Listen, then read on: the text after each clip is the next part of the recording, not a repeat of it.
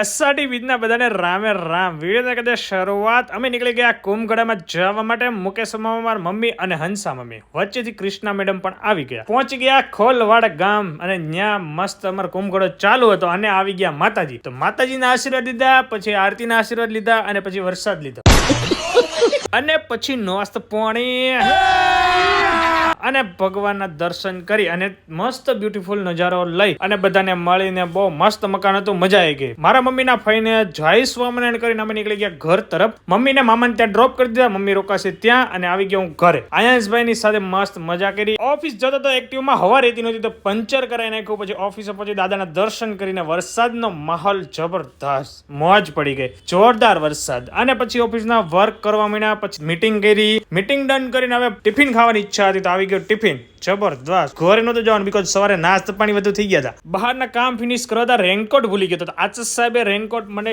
ઘા કરીને અંબી દીધેલો. ઘરે પૂછ્યો બચ્ચા વાટીને બાય કરીને ઘરે પહોંચી ગયો તો ભાણિયાભાઈ અમારે આવી ગયેલા તો જસવીરભાઈ મસ્ત ડ્રોઈંગ કરતા હતા, એન્જોય કરતા હતા. અષાઢી બીજના પ્રસાદનો લાભ લઈ લેવાનો છે જસવીરભાઈની સાથે. મજા આવી ગઈ ખીર ખાવાની ફેમિલીની સાથે. પછી નીકળી ગયો મામા ત્યાં મમ્મીને લેવા માટે. મસ્ત મજાની મીટિંગ કરી, જોરદાર મજા કરી, ફૂલ આનંદ કર્યો. ઘરે આવીને વિડીયો એન્ડ. Bye bye. જય સ્વામિનારાયણ.